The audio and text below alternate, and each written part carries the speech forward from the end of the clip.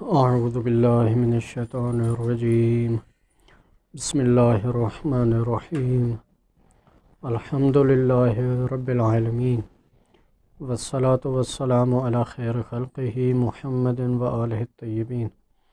واللعنۃ الدائمۃ علی اعدائہم اجمعین۔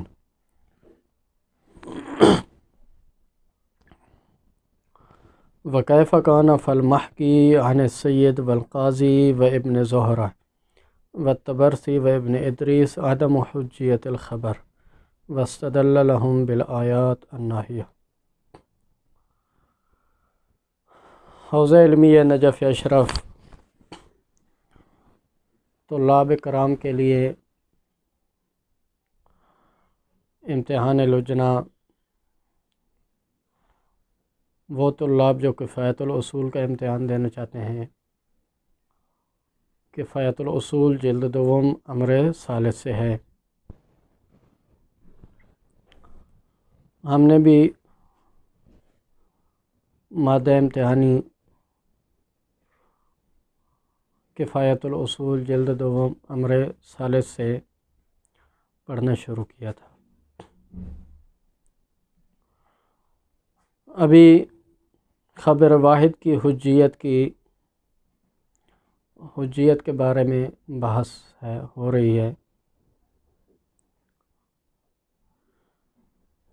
خبر واحد کی حجیت کے سلسلے میں مصنف نے فرمایا تھا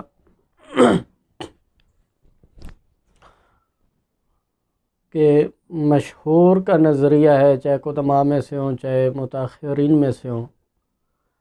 مشہور کا نظریہ ہے کہ خبر واحد حجت ہے۔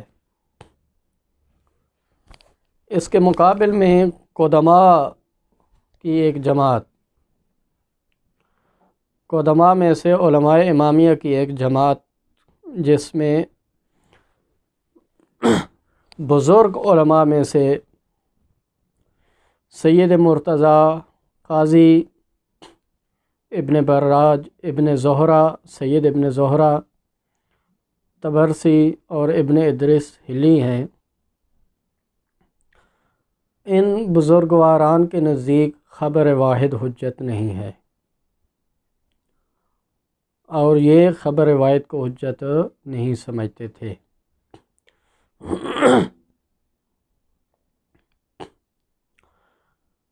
اس پر ان بزرگواران نے قرآن کی آیات کو بھی دلیل کے طور پہ بیان کیا ہے، وہ آیات جو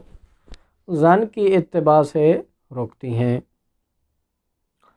جیسے لا تقف ما لیس لک بہ علم، یہ آیت ہے، یا یہ آیت ہے قرآن کی ان الذین لا یؤمنون بالآخرۃ یسمون الملائکۃ تسمیۃ الانثی وما لهم به من علم ان یتبعون الا الظن۔ یہاں پر بھی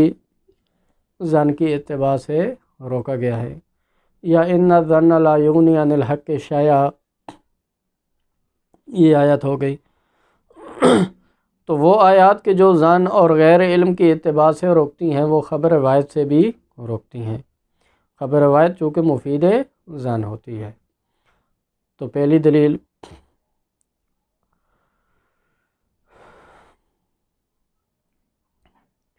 اسی طرح روایات میں بھی ایسی روایات موجود ہیں جس میں کہا گیا ہے کہ خبر واحد گویا کہ حجت نہیں ہے، جیسے روایت ہے اذا جاءکم حدیث عنا فوجدتم علیہ شاہدا او شاہدین من کتاب اللہ فخذوا بہ، ہماری طرف سے اگر کوئی حدیث آپ تک پہنچے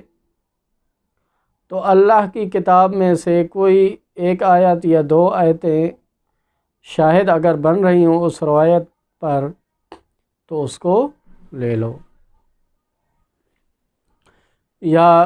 روایت میں جس طرح ما خالف الکتاب فلم نقل ہو، جو بھی کتاب کے مخالف روایت اگر ہوتی ہے تو اس کو ہم نے نہیں کہا ہے، یعنی سمجھ جاؤ کہ وہ دشمنان نے وضع کر کے شیعہ کتب میں داخل کی ہے، لہذا وہ روایت ہم نے نہیں کہی ہے۔ اسی وجہ سے اگرچہ ہماری جو کتب اربع ہیں، اصول کافی ہو گئی، استبصار ہو گئی، تہذیب ہو گئی، من لا یحضر الفقیہ، یہ ایسی خرافات سے پاک ہیں، کوئی ایسی روایات ان میں موجود نہیں ہے کہ جو صریح مخالف ہوں، یعنی قرآن کے مخالف ہوں، یا اس طرح کی کوئی ایسی روایات کہ جو دوسری کتب میں، مخالفین کی کتب میں واضح طور پہ ایسی روایات موجود ہیں، ہماری کتب میں نہیں ہے، لیکن کم قلیل یہاں پر بھی ہے۔ تو ایسی روایات کہ جو کتاب اللہ کے مخالف ہو تو وہ یقیناً قابل قبول نہیں ہے۔ جیسے مثلا اس طرح کی روایت ہے کہ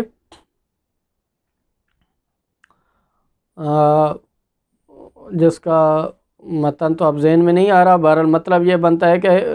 غالباً اصول کافی میں روایت موجود ہے کہ اگر لوگوں کی خلقت کا جو راز ہے، لوگوں کی خلقت ہے، اس کو اگر کوئی جان لیتا تو ما لام احد احدا، تو کوئی بھی کسی کو ملامت نہ کرتا، یعنی پھر جو کچھ ہو رہا ہے گویا کہ کوئی کسی کو ملامت نہ کرتا۔ اب یہ صریح یہ روایت کتاب کے مخالف ہے کہ یہ روایت جو ہے یہ جبر کو بیان کر رہی ہے، گویا کہ جو کچھ ہو رہا ہے سمجھو خدا کی طرف سے ہو رہا ہے، اور انسان کی خلقت کا جو ہے اس کا تقاضا ہے گویا کہ۔ تو یہ روایت، اب اس طرح کی کوئی بھی اگر ایسی روایات ہیں کہ جو کتاب کے مخالف ہیں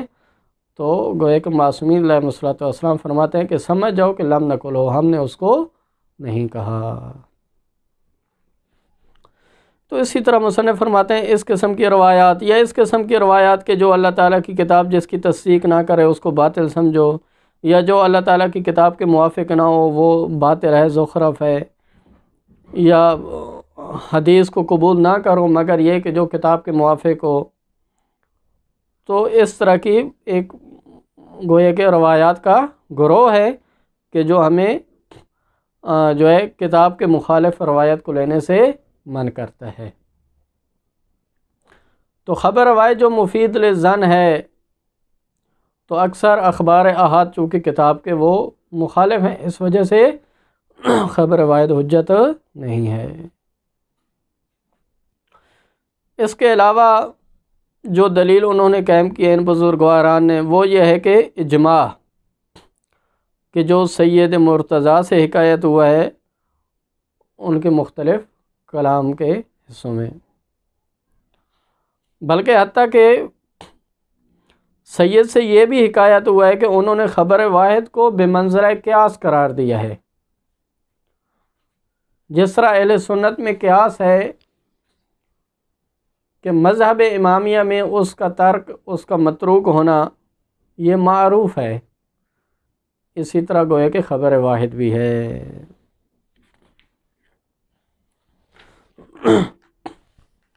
یہ وہ دلیلیں ہیں کہ جو منکرین حجیت خبر واحد بیان کرتے ہیں۔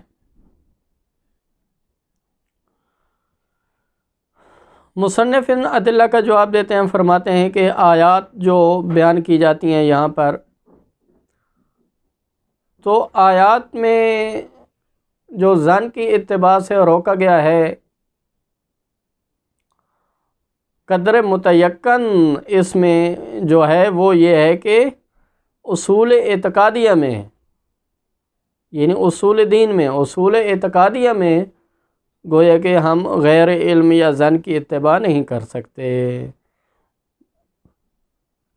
نہ یہ ہے کہ یہ فروع شرعیہ کو بھی شامل ہے، یعنی آپ یہ کہیں کہ فروعات میں بھی آیا ظن کو ہم نہیں لے سکتے، تو ظن کو نہیں لیں گے تو فروعات پھر کہاں سے لیں گے؟ اکثر فروعات وہ اخبار احاد کی بنیاد پر ہیں، ظن کی بنیاد پر ہیں، تو لہٰذا یہ اصول اعتقادیہ کو فقط شامل ہے کہ اصول دین کے مسئلے میں چونکہ حساس مسئلہ ہے، وہاں پر جو چیز مفید یقین ہے آپ اس کو اصول دین میں لے سکتے ہیں، یعنی ایسا اعتقاد رکھ سکتے ہیں کہ جو مفید یقین ہو اگر کوئی روایات میں موجود ہے۔ لیکن اگر کوئی مفید یقین نہیں ہے، روایات سے مثلا ایسی کوئی روایات موجود ہیں کہ جن سے ظن حاصل ہوتا ہے، اخبار احاد ہیں، خلاصہ کلام یہ ہے کہ خبر واحد کی بنیاد پہ عقیدہ نہیں رکھا جا سکتا، اعتقادات میں آپ خبر واحد کو نہیں لے سکتے۔ تو اس بنیاد پہ پھر وہ تمام روایات مثلا غلات جن کو اپنے ایک باطل عقیدے کے لیے سہارے کے طور پہ لیتے ہیں، یہ بات پھر وہاں سے واضح ہو جاتی ہے کہ وہ تمام اخبار احاد ہیں، لہذا ہمارے لیے وہ قابل قبول نہیں ہے۔ اور اگر ہم تسلیم کر بھی لیں گے یہ فروع شرعیہ کو بھی شامل ہیں وہ آیات، اور فروع شرعیہ اور مسائل عملی میں بھی ظن کی اتباع سے روکتی ہیں، تو مصنف فرماتے ہیں کہ پھر یہ عمومات ہو جائیں گے، مثلا ان الظن لا یغنی عن الحق شیئا، یہ عموم ہے، اس کے لیے پھر آگے تخصیص موجود ہے وہ، کیونکہ اس کے مقابل میں وہ روایات بھی موجود ہیں جو دلالت کرتی ہیں کہ خبر واحد حجت ہے۔ تو اس حوالے سے یہ ہے کہ تو یہ خلاصہ کلام یہ ہوا، یعنی ہم یہ کہہ سکتے ہیں کہ یعنی آیات اگر فروعات کو شامل ہیں تو پھر یہ اخص از مدعا ہیں۔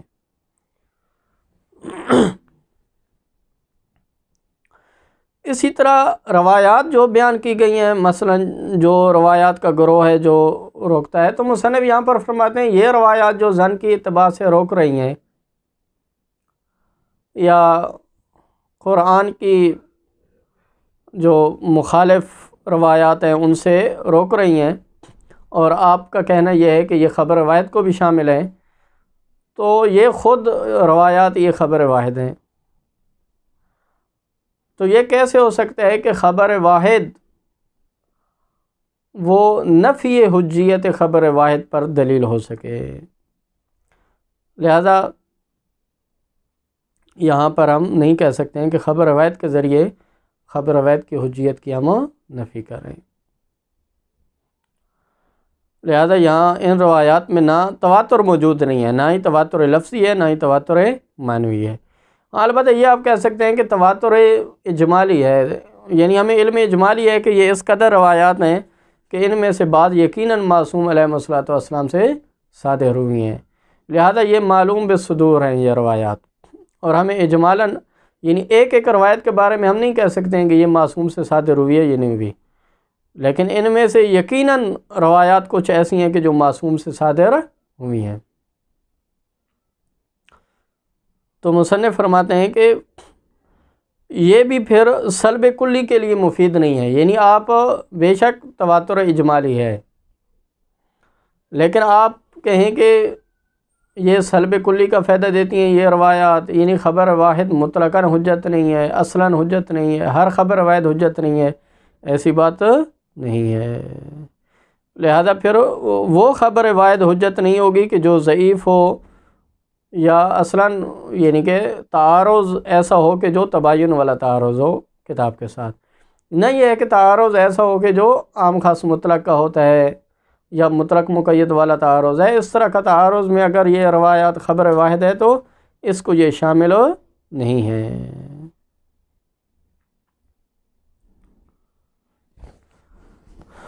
تو یہ مصنف فرماتے ہیں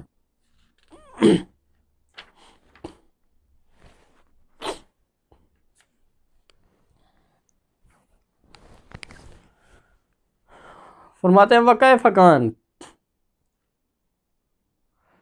مذکورہ تقریر جو بھی ہو، یعنی اصول فقہ کے موضوع کو آپ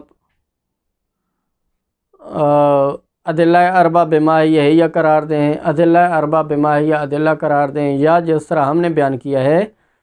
اس کو آپ موضوع مانیں کہ ہر وہ چیز جو دلیل بننے کی صلاحیت ہو۔ بہرحال یہ ایک مسئلہ اصولیہ ہونے کے حوالے سے یہ تو بات تھی۔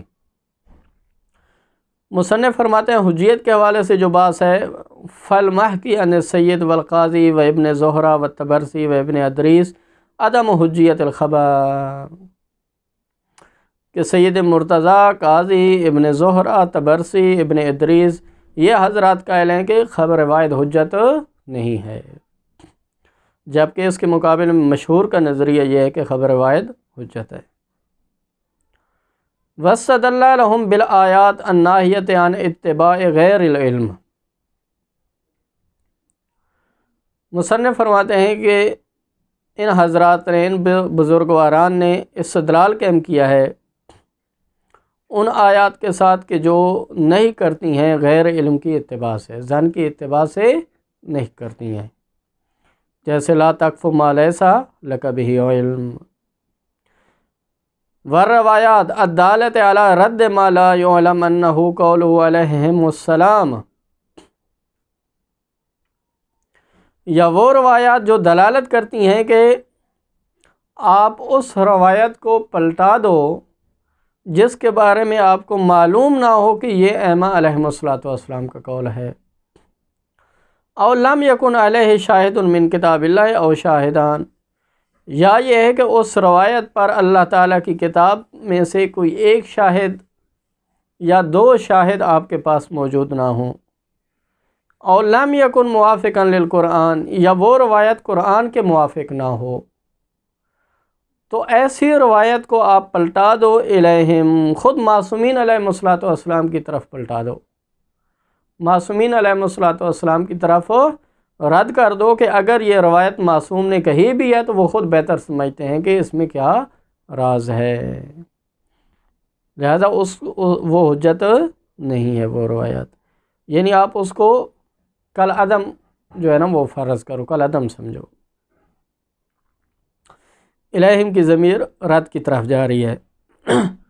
یعنی والروایات الدالۃ علی رد ما لم یعلم الہم، جس کے بارے میں معلوم نہ ہو سکے اس روایت کو خود معصومین کی طرف رد کر دو۔ او علی بطلان ما لا یصدقہ کتاب اللہ، یا وہ روایت باطل سمجھو کہ جس کی اللہ تعالیٰ کی کتاب تصدیق نہ کر رہی ہو، او علی ان ما لا یوافق کتاب اللہ زخرف، یا اس طرح کی روایات ہیں کہ جو اللہ تعالیٰ کی کتاب کے موافق نہ ہو اس کو باطل سمجھو، زخرف باطل ہے۔ او علی النہی عن قبول حدیث الا ما وافق الکتاب والسنت الی غیر ذلک، یا یہ ہے کہ نہیں کی گئی ہے کہ ایسی حدیث جو کتاب اللہ کے موافق نہ ہو اس کو اصلاً قبول نہ کرو، یا جو سنت کے موافق نہ ہو، سنت متواترہ کے موافق نہ ہو اس کو قبول نہ کرو، تو یا الی غیر ذلک، یہ اس کے علاوہ اور کئی ایسی روایات ہیں کہ جس میں جو ہے وہ ظن کی اتباع سے روکا گیا ہے، تو یہ ہو گئی دوسری دلیل۔ والاجماع المحکی عن السید فی مواضع من کلامہ، تیسری دلیل خبر روایت کی حجیت کی نفی پر اجماع ہے کہ جس کا دعویٰ کیا گیا ہے جو حکایت ہوئے سید مرتضیٰ سے فی مواضع کلامہ، اس سید کی کلام کے کئی، یعنی انہوں نے اپنے خبر روایت کی حجیت کے ذیل میں جو انہوں نے بحث کیا ہے، جو انہوں نے بیان جو دیا ہے اس کے ذیل میں جو ہے وہ کئی مقامات پہ انہوں نے اس سے یعنی معلوم ہوتا ہے کہ انہوں نے اجماع کا دعویٰ کیا ہے، حکایت ہے اجماع۔ بل حکیان ہو، بلکہ سید سے یہ بھی حکایت ہوئے کہ انہ جعلہ بمنزلۃ القیاس، انہوں نے خبر واحد کو قیاس کے قائم مقام قرار دیا ہے، فی کون ترک ہی معروفان، کس میں قیاس کی قائم مقام قرار دیا ہے کہ جس طرح قیاس کا ترک معروف ہے اسی طرح خبر واحد بھی ہے، یعنی اس کا ترک بھی معروف ہے۔ من مذہب شیعہ، مذہب شیعہ میں جس طرح قیاس کا ترک معروف ہے اسی طرح خبر واحد کا ترک بھی معروف ہے۔ والجواب، مصنف فرماتے ہیں کہ اما عن الآیات، آیات کا جواب یہ ہے کہ فَبِأَنَّ ظاہر منہا، ان آیات سے جو ظاہر ہوتا ہے، اول متیقن من اطلاقاتہا، یا ان روایات ان آیات کے اطلاقات سے جو قدر متیقن ہے، ہوا اتباع غیر العلم فی الاصول الاعتقادیہ، وہ یہ ہے کہ مسائل اعتقادیہ میں غیر علم کی اتباع سے روکا گیا ہے، لا ما یعم الفروع الشرعیہ، جیسا کہ اس پر مثلا اس آیت میں اگر غور کیا جائے تو یہی واضح ہے کہ ان الذین لا یؤمنون بالآخرہ، وہ لوگ کہ جو آخرت پر ایمان نہیں لاتے، یسمون الملائکۃ تسمیۃ الانثیٰ، وہ ملائکہ کو مؤنث کا نام دیتے ہیں اور کہتے ہیں کہ ملائکہ مؤنث ہوتے ہیں، وما لہم من علم، ان کے پاس کوئی علم نہیں ہے، بغیر علم اور بغیر تحقیق کہ وہ ایسا کہتے ہیں، ان یتبعون الا الظن، وہ اتباع نہیں کرتے مگر ظنون اور خیال کی اتباع کرتے ہیں۔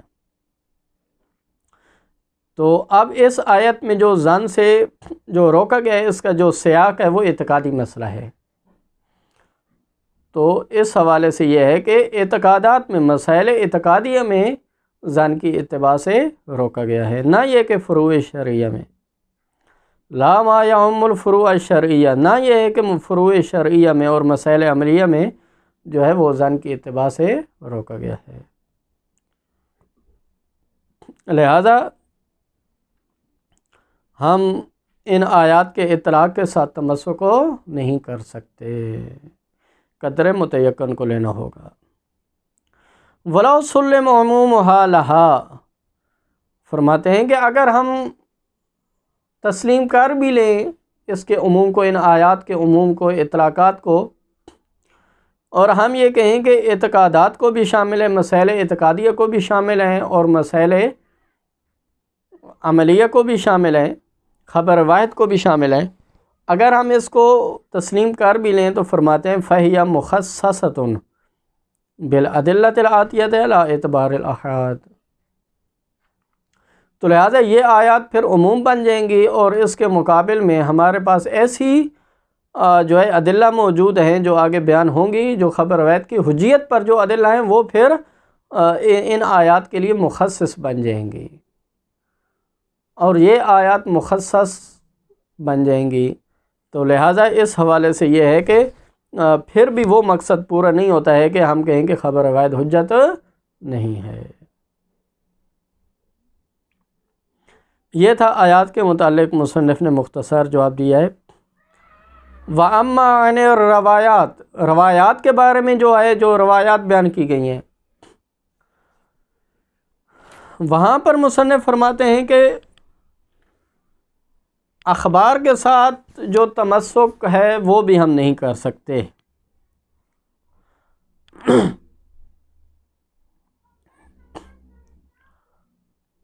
فَبِأَنَّ الْإِسْتِدْلَالَ بِهَا خَالٍ عَنِ السَّدَاد،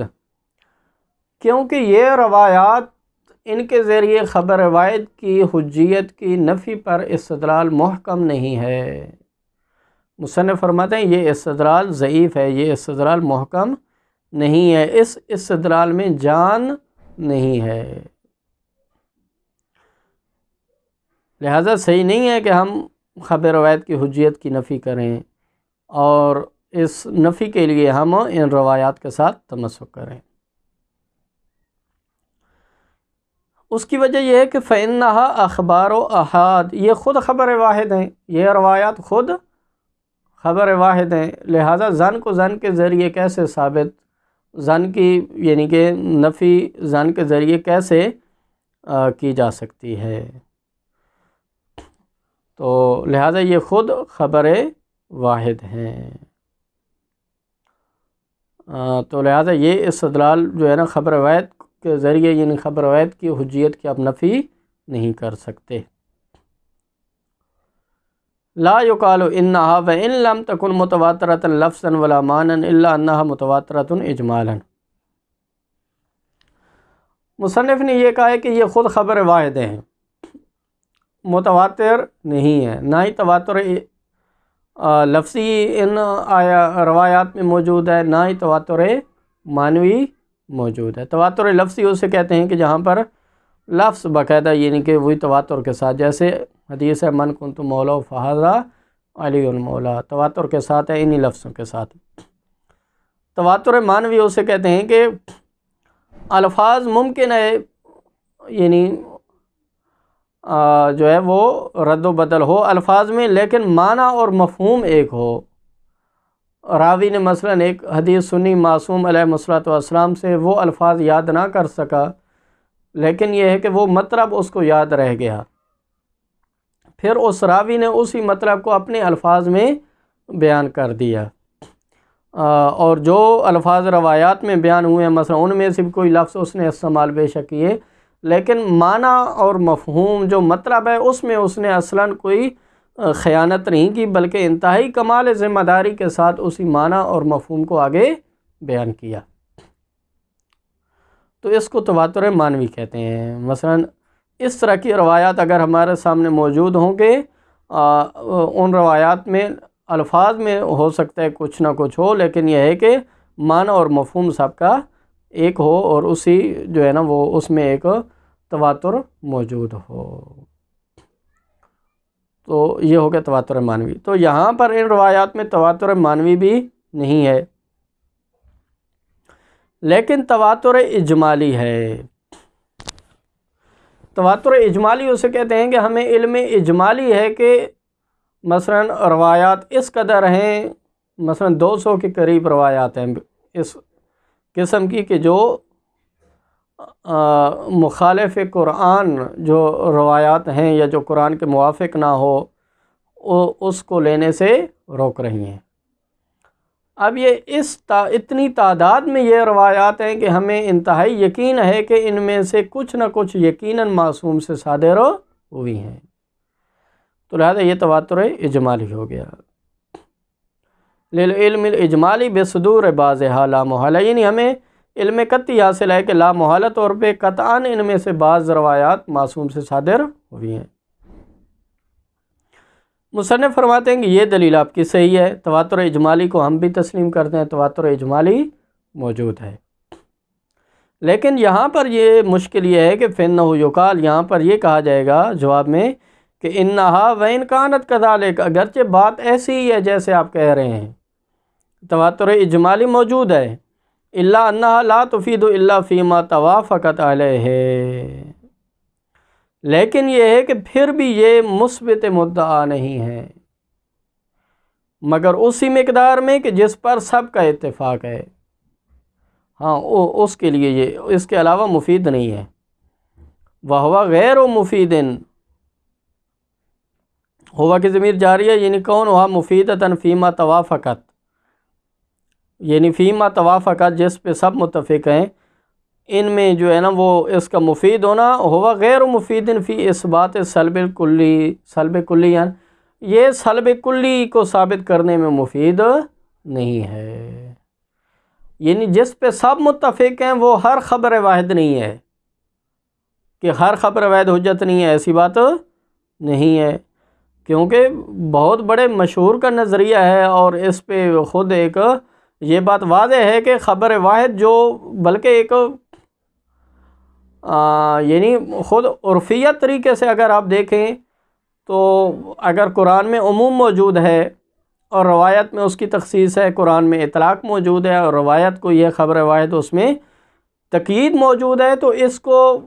یعنی عرف عام میں بھی اس کو مخالفت کہتی بھی نہیں ہے حقیقت میں، کیونکہ یہ بات تو واضح ہے کہ عموم خصوص مجمل مبین مطلق مقید یہ تو معصومین کی خود روایات میں بھی یہ چیزیں موجود ہیں، عموم ہو خصوص ہو مطلق ہو مقید ہو، لہٰذا اصلاً عقلاء کے نزدیک اور عرف عام میں اس کو مخالفت نہیں کہتے ہیں، لہذا اب یہ خبر واحد کے جو یعنی عام خاص والی مطلق مقید والی جو مخالفت پر ہوتی ہیں، ان کو اصلاً ان روایات کو آپ ایسا نہیں کہہ سکتے کہ یہ قرآن کے مخالف ہیں، لہذا ان کو جب آپ قرآن کے مخالف نہیں کہہ سکتے تو ان پر کسی کا اتفاق نہیں ہے کہ آیا یہ جو ہے نا ان روایات سے بھی روکا گیا، ان روایات کو لینے سے بھی، بلکہ فقط انہی روایات کو لینے سے روکا گیا ہے کہ جو قرآن کے مخالف ہیں، وہ خبر واحد جو قرآن کے مخالف ہے لیکن تباین کی حد تک مخالف ہے، کہ اصلاً وہاں پر جمع ممکن نہیں ہے، یعنی ایک تعارض کلی پایا جاتا ہے، یا کم از کم عام خاص من وجہ والا تعارض پایا جاتا ہے، تو ایسی فیما توافقت میں یہ آ جائیں گی کہ ان میں سب متفق ہیں، لہذا ان سے جو ہے وہ روکا گیا ہے۔ نہ یہ ایک ایسی خبر واحد اخبار احاد کہ جو یعنی کہ عام خاص اور مطلق مقید والے تعارض میں ہے، اس سے نہیں روکا گیا، لہذا سلب کلی کے لیے یہ مفید نہیں ہے۔ انما تفید عدم حجیت الخبر المخالف للکتاب والسنت، یہ روایات پھر مفید ہوں گی کہ خبر جو مخالف ہو کتاب اور سنت کے وہ حجت نہیں ہے، والالتزام بھی لیس بظاہر، اور اس کو ہر کوئی ہم بھی ملتزم ہیں، یعنی ہم بھی کہتے ہیں کہ جو خبر قرآن کے مخالف ہو وہ حجت نہیں ہے، لیکن وہ خبر کے جو عام خاص والی مخالفت میں ہو، مطلق مقید والی مخالفت میں ہو، وہ در حقیقت مخالف ہی نہیں ہے قرآن کے، یعنی اس کو آپ مخالف ہی نہیں کہہ سکتے۔ ہاں جو مخالف ہے وہ حجت نہیں ہے، اس کو ہم بھی ملتزم ہیں، یہ ہمارے مدعا کے لیے کوئی ظاہر نہیں ہے اور کوئی یہ جو ہے نا مظہر نہیں ہے۔ بل لا محیثانو فی مقام المعارضہ، بلکہ مصنف فرماتے ہیں کہ اخبار جب متعارض ہیں، یعنی کہ کچھ کہہ رہی ہیں کہ مخالف قرآن جو ہیں ان روایات کو نہ لو، اور دوسری کچھ روایات ہیں کہ جو خبر روایت کو حجت قرار دیتی ہیں، تو مقام معارضہ میں کوئی چارہ کار ہی نہیں ہے کہ ہم کم از کم کچھ ایسی اخبار احاد کہ جو قرآن کے مخالف ہوں اور ان کو ہم حجت قرار نہ دیں، اور وہ تباین والی مخالفت ہے اور عام خاص من واجہ والی مخالفت ہے، یعنی ان کو حجت قرار نہ دینے میں یا ضعیف خبر ہے، کوئی خبر واحد ہے لیکن ضعیف ہے، مطلب میں ضعیف ہے یا سند میں ضعیف ہے، اس کو ہم حجت قرار نہ دیں، اس سے تو کوئی چارہ کار ہی نہیں، ہم بھی اس کے قائل ہیں۔ لہٰذا ہماری جو مراد ہے وہ یہ ہے کہ عام خاص مطلق والی جو مخالفت ہے، عام خاص والی یا مطلق مقید والی مخالفت ہے، وہ خبر واحد حجت ہے، اور اس کے لیے یہ کوئی بھی مظہر نہیں ہے۔ وصلی اللہ علی محمد وعلی محمد۔